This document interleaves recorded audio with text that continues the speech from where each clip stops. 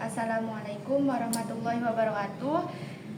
Alhamdulillahirabbil alamin wassalatu wassalamu ala asrofil anbiya'i wal mursalin sayyidina wa habibina wa maulana Muhammad wa ala alihi wa sahbihi ajmain. Amma ba'du. Yang saya takdimi pengasuh Pondok Pesantren Zainul Hasan Genggong, yakni Kiai Haji Muhammad Hasan Mutawakkil Allah SHMM.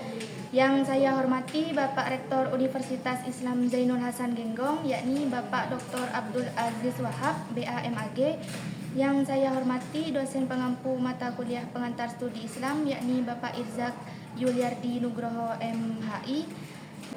Baik, kali ini saya akan menjelaskan sedikit tentang pengertian studi Islam, pengertian agama, dogma doktrin, dan perbedaan agama samawi dan Studi Islam adalah kajian yang dilakukan secara sistematis dan terpadu mengenai hal-hal yang berkaitan dengan agama Islam.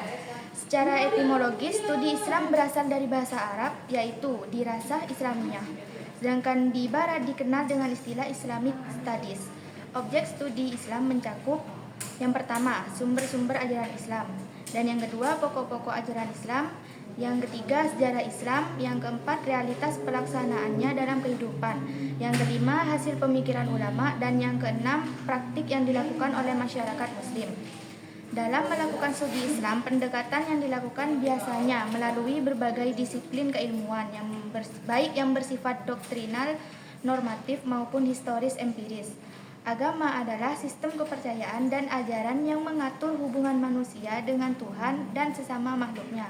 Agama adalah ajaran yang berasal dari Tuhan atau hasil renungan manusia yang terkandung dalam kitab suci yang turun-temurun diwariskan oleh suatu generasi ke generasi dengan tujuan untuk memberi tuntunan dan pedoman hidup bagi manusia agar mencapai kebahagiaan di dunia dan akhirat, yang di dalamnya mencakup unsur kepercayaan kepada kekuatan gaib yang selanjutnya menimbulkan respon emosional dan keyakinan bahwa kebahagiaan hidup tersebut tergantung pada adanya hubungan yang baik dengan kekuatan gaib tersebut. Agama menurut KBBI juga adalah sistem yang mengatur tata keimanan dan peribadatan kepada Tuhan Yang Maha Kuasa. Agama juga merupakan ajaran kebaktian dan kewajiban-kewajiban yang berkaitan dengan kepercayaan tersebut. Dogma dan doktrin adalah ajaran yang ditetapkan secara resmi dalam agama, tetapi keduanya memiliki perbedaan yang signifikan. Dogma adalah ajaran yang diwahyukan secara ilahi. Dogma tersebut bersifat tetap dan tidak dapat diubah.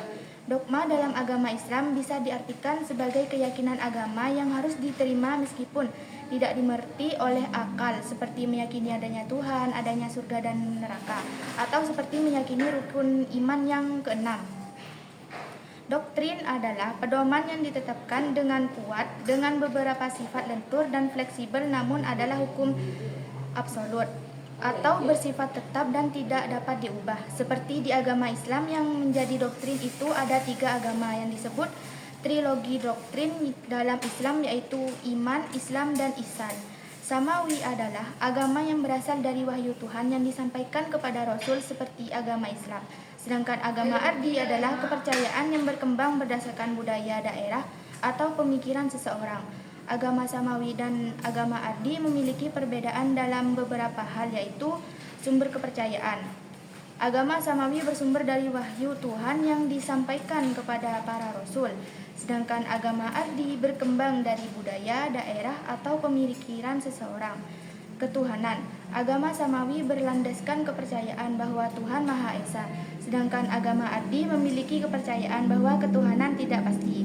Bentuk Tuhan dalam agama samawi, Tuhan tidak menyerupai bentuk apapun, sedangkan dalam agama ardi Tuhan dilambangkan dalam berbagai macam bentuk dan simbol.